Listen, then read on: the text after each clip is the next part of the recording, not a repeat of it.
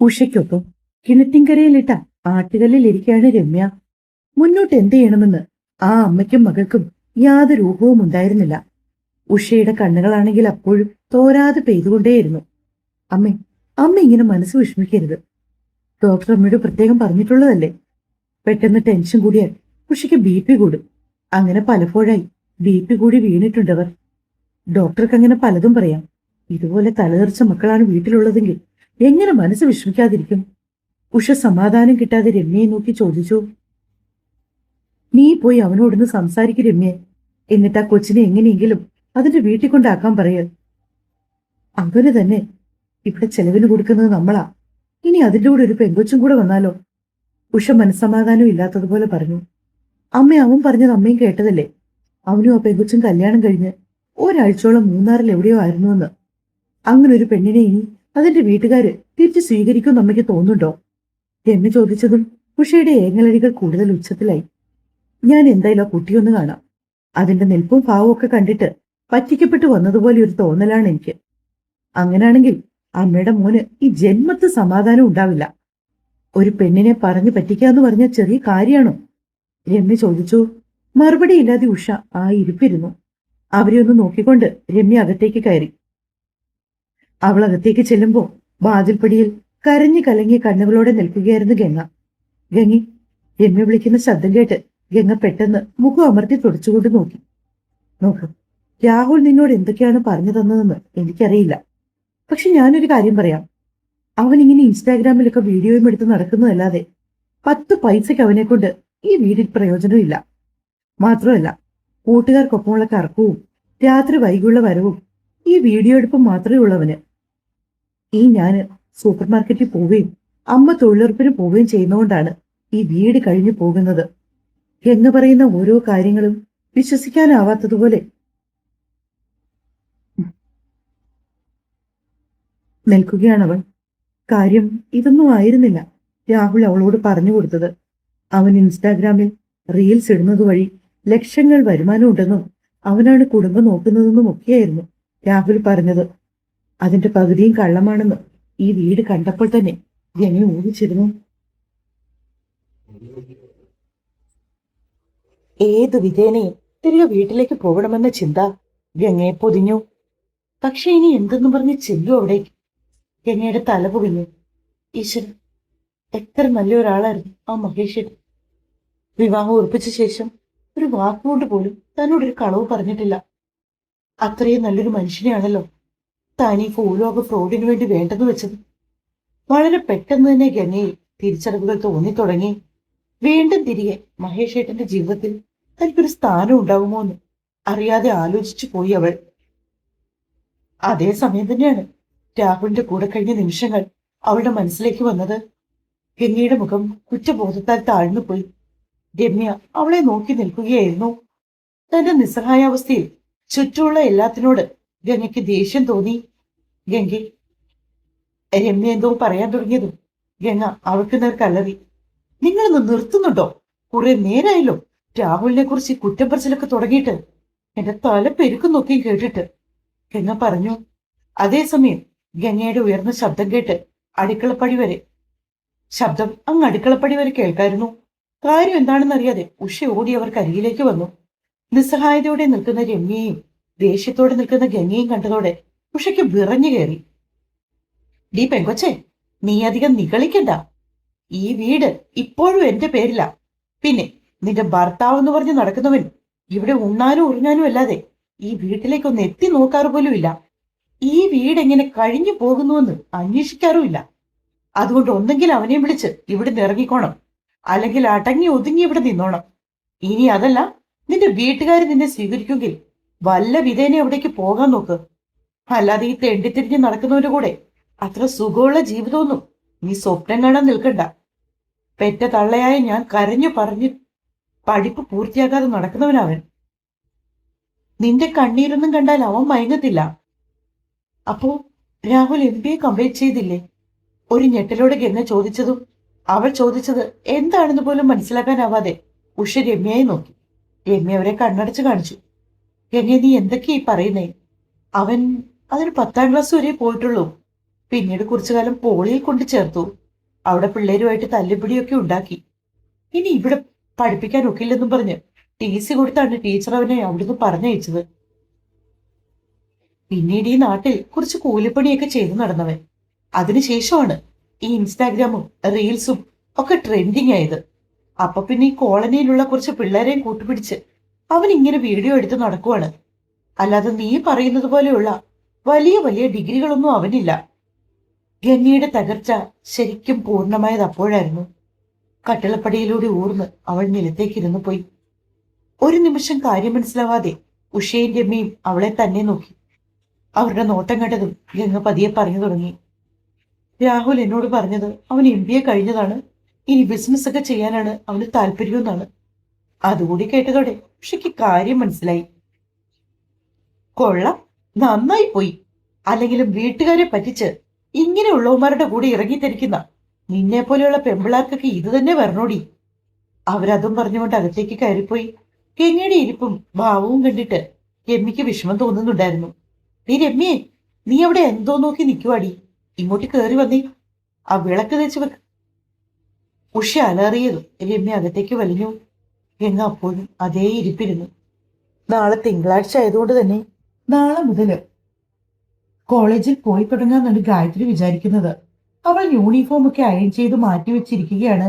അപ്പോഴാണ് മഹേഷ് അവിടേക്ക് വന്നത്. ആഹാ, താൻ അയൺ ചെയ്യുവാണോ?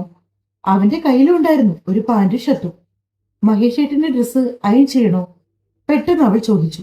വേണ്ടടോ, ഇത് ഞാൻ ചെയ്തോളാം. അവൻ പറഞ്ഞു, ഞാൻ ചെയ്തു തരാം, അതിങ്ങി തരൂ.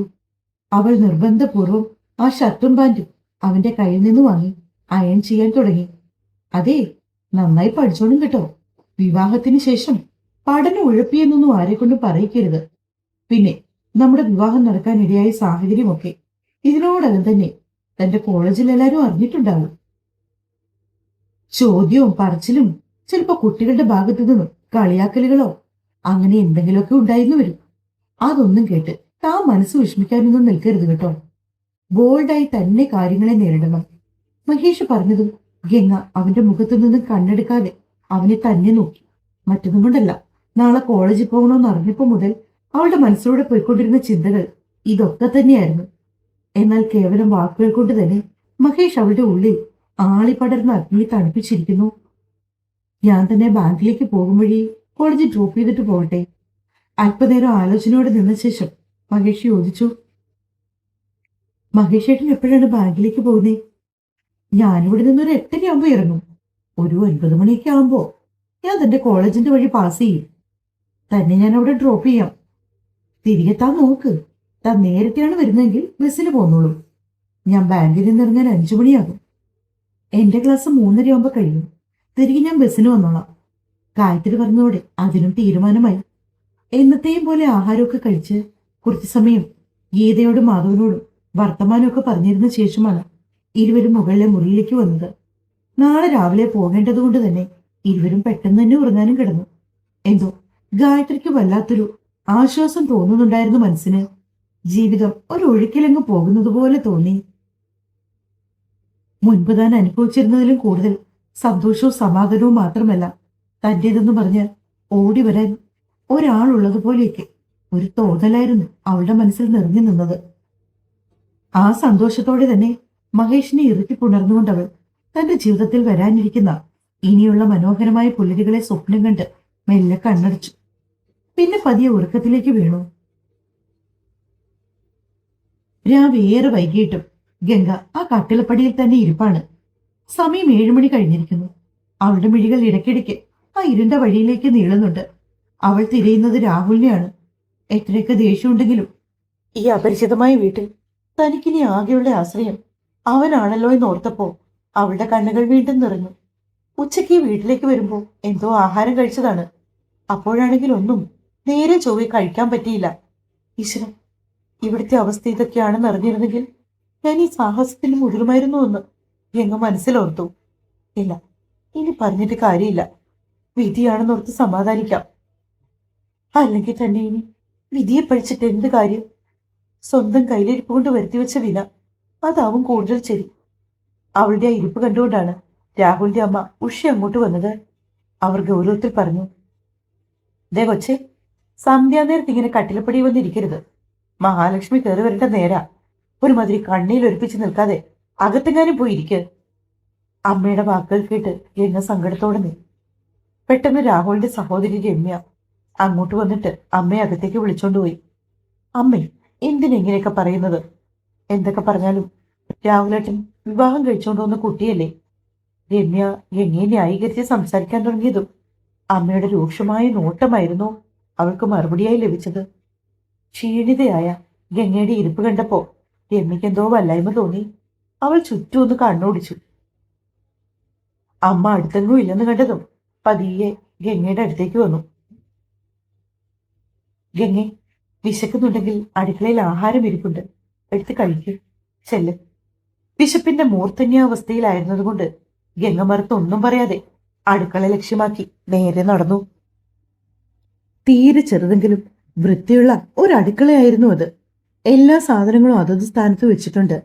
ഉള്ള 3-4 പ്ലേറ്റുകൾ കഴുകി വൃത്തിയാക്കി സ്റ്റാൻഡിൽ വെച്ചിരിക്കുന്നത് അവൾ കണ്ടു. അതിൽ നിന്നൊരു പ്ലേറ്റും എടുത്ത് ഗംഗ ചോറ്റുകലത്തിനടുത്തേക്ക് ചെന്നു. പതിയെ അതിലേക്കൊന്ന് നോക്കി. അല്പം കൊഴിഞ്ഞുപോയ റേഷനരിയുടെ ചോറാണ്. സ്വന്തം വീട്ടിൽ ശ്യാമള ചോറ് വെക്കുമ്പോൾ ഇത്തിരി വെന്തു പോയാൽ പിണങ്ങി മാറി ഭക്ഷണം കഴിക്കാത്തവളാണ് താന്. അതോർത്തപ്പോ ഗംഗയുടെ ഉള്ള് ഒന്ന് പിടഞ്ഞു. പക്ഷെ വിശപ്പ് കൂടുതലായതുകൊണ്ട് അവൾ മറ്റൊന്നും ചിന്തിക്കാൻ നിന്നില്ല. 2 തവി ചോറ് പ്ലേറ്റിലേക്ക് വിളമ്പി. പാത്രങ്ങൾ ഓരോന്നായി തുറന്നു നോക്കിയപ്പോ അല്പം മോരും ചമ്മന്തിയും മുട്ട പൊരിച്ചതും കണ്ടു. അതിൽ നിന്നും അല്പം എടുത്ത് പ്ലേറ്റിന്റെ വശത്തേക്ക് വെച്ചുകൊണ്ട് അവൾ അവിടെ ഇട്ടിരുന്ന ചെറിയ സ്റ്റൂളിലേക്ക് ഇരുന്നു. ആർത്തിയോടെ ഓരോ ഉരുളയും വാരി വാരി കഴിക്കുമ്പോൾ അവളുടെ കണ്ണുകൾ നിറഞ്ഞൊഴുകുന്നുണ്ടായിരുന്നു. എന്തൊക്കെ പ്രതീക്ഷകളോടെയാണ് രാഹുലിന്റെ ജീവിതത്തിലേക്ക് ഇറങ്ങി തിരിച്ചത്. ഇപ്പോഴിതാ ഇവിടെ വന്ന് നിൽക്കുന്നു. അവൾക്ക് സ്വന്തം വീടും വീട്ടുകാരെയും ഓർമ്മ വന്നു. ആഹാരം കഴിച്ച് പാത്രവും കഴുകി വെച്ച ശേഷം അവൾ പിന്നെയും ഉമ്മറത്തേക്ക് ചെന്നു. അവിടെ ആരും ഇല്ലെന്ന് കണ്ട് ഉറപ്പ് വരുത്തിക്കൊണ്ടവൾ ഭിത്തിയിലേക്ക് ചാരി നിന്നു. അപ്പോഴാണ് രമ്യ അങ്ങോട്ട് വന്നത്.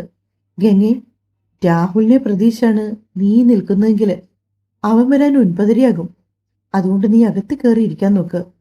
വെറുതെ ഇവിടെ നിന്ന് കൊതുകടി കൊള്ളണ്ട. എന്ത് ചെയ്യണോന്നറിയാതെ ഗംഗ ഒരു നിമിഷം അവിടെ തന്നെ നിന്നു. പിന്നെ പതിയെ രാഹുലിന്റെ മുറിയിലേക്ക് ചെന്നു.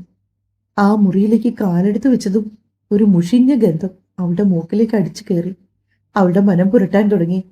അവിടെ ഇവിടെയായി വാരി വലിച്ചിട്ട തുണികളും തലങ്ങും വിലങ്ങും കെട്ടിയിരിക്കുന്ന അയകളും കണ്ടപ്പോ ഗംഗയ്ക്ക് ആ കട്ടിലിരിക്കാൻ പോലും അറപ്പ് തോന്നി. മൂക്ക് പൊത്തി പിടിച്ചുകൊണ്ടവൻ അതേപടി പുറത്തേക്ക് വന്നു. ഗംഗ പുറത്തേക്ക് വരുന്നത് രമ്യ കണ്ടു.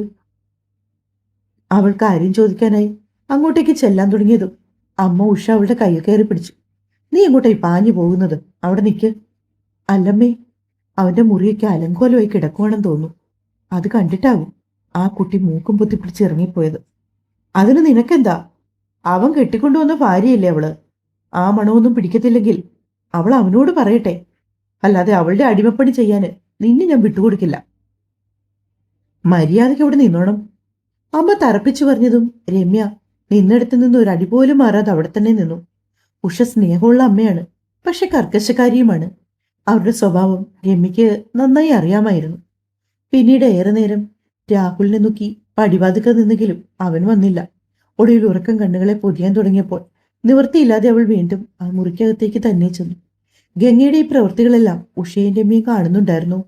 ഗംഗയുടെ അവസ്ഥ കണ്ടപ്പോ രമ്യയ്ക്ക് സഹതാപം തോന്നി. രാഹുൽ എന്തൊക്കെയോ കള്ളങ്ങൾ പറഞ്ഞു പറ്റിച്ച് അവളെ വിളിച്ചിറക്കിക്കൊണ്ട് വന്നതാണെന്ന് രമ്യയ്ക്ക് ഇതിനോടകം മനസ്സിലായി കഴിഞ്ഞിരുന്നു. ഒരുവിധം കട്ടിലേക്കിടുന്ന മുഷിഞ്ഞ തുണികളെല്ലാം വാരി മുറിയുടെ ഒരു മൂലയ്ക്ക് ഇട്ടുകൊണ്ട് ഗംഗ പുറത്തേക്ക് ഇറങ്ങി വന്നു. നേരെ രമ്യയെ നോക്കി. ചേച്ചി, ഒരു ബെഡ്ഷീറ്റ് തരാമോ? തീർത്തും ദയനീയമായിരുന്നു ഗംഗയുടെ ചോദ്യം. ഉഷയെ ഒന്ന് നോക്കി രമ്യ. ഉഷ അകത്തേക്ക് കണ്ണു കാണിച്ചതും രമ്യ പതിയെ അകത്തേക്ക് നടന്ന് ഒരു ബെഡ്ഷീറ്റും തലയിണ കവറും എടുത്തുകൊണ്ടുവന്ന് ഗംഗയ്ക്ക് കൊടുത്തു. രമ്യയെ നോക്കിയൊന്ന് ചിരിക്കാൻ ശ്രമിച്ചുകൊണ്ട് ഗംഗ അകത്തേക്ക് നടന്നു. പതിയെ ബെഡ്ഷീറ്റ് എടുത്ത് കട്ടിലേക്ക് വിരിച്ചു. കയറു വരിഞ്ഞ കട്ടിലാണ്, മെറ്റൊന്നുമില്ല. ഒരു തലയിണയുള്ളതാണെങ്കിൽ പാറ പോലെ ഇരിക്കുന്നു. എന്നിട്ടും അവൾ ആ തലയിണ കവറിട്ട് ആ കട്ടിലേക്ക് ഷീറ്റ് വിരിച്ച് പതിയെ ഒന്ന് ചാഞ്ഞു. ഇരു കണ്ണിലൂടെയും കണ്ണുനീർത്തുള്ളികൾ ധാരധാരയായി ഒഴുകിയിറങ്ങി. ക്ഷീണം നല്ലതുപോലെ ഉള്ളതുകൊണ്ട് തന്നെ ഇടയ്ക്കെപ്പോഴോ അവളുടെ കണ്ണടഞ്ഞു. ഗാഢമായ നിദ്രയിലേക്ക് അവൾ മയങ്ങി തുടങ്ങിയ സമയത്താണ് ഒരു കൈവന്ന് അവളുടെ വയറിലേക്ക് പതിഞ്ഞത്. ഭയത്തോടെ പിടഞ്ഞെഴുന്നേറ്റ് ഗംഗ. തുടരും.